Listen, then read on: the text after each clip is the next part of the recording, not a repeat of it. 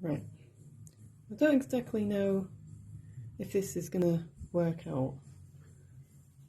I'm mainly trying to test out this new camera stand I've got, but it's very precariously placed, so it could all go wrong.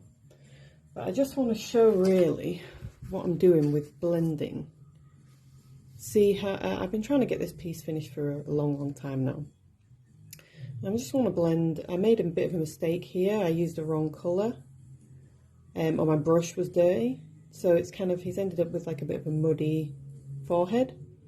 But I thought I'd take the opportunity while I'm trying to fix it to just show you a bit of like my blending technique, which is it's tried and tested, but I don't know if it's a legit way to do it. But here we go anyway. It seems to kind of work for me sometimes.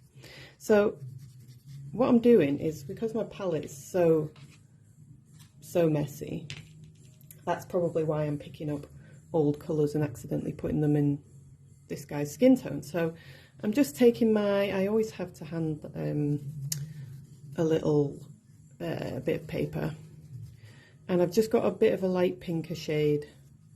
I'm just gently blending it with a bit of white just straight onto the tissue, because if I put white onto my palette, I'm going to end up blending it with something else, guaranteed. So this is the way I'm doing it.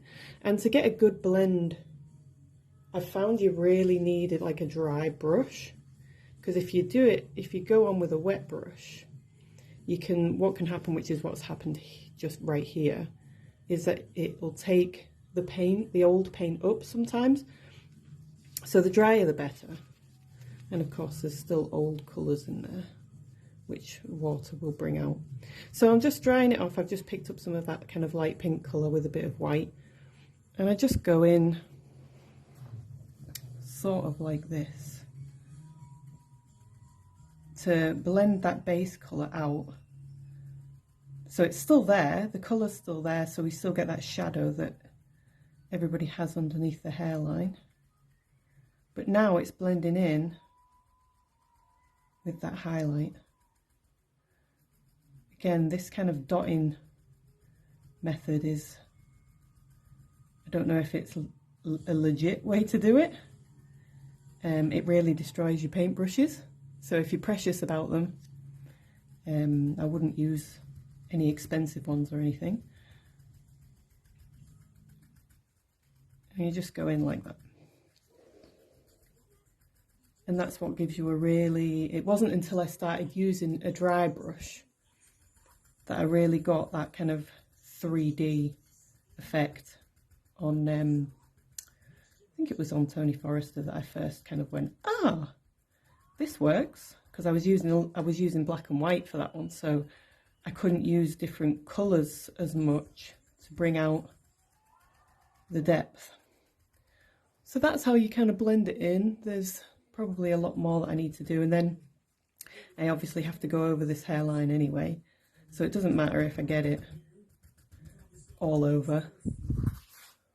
There we go. And then I'm gonna go back now and try and fix, here's my wobbly stand. I'm gonna go back now and try and fix this bit. I might wait for it to dry a little bit longer, but that's what I do. I'll probably do, there'll probably be another 2 or something layers go over this again, just because I'm not happy with it just yet, and there'll probably be more white highlight that I'll add later, because a lot of it is kind of just doing the same thing over and over again until it looks how it should look on, as it does on the picture. So yeah, that's it. That's the way, that's the dry brush blending.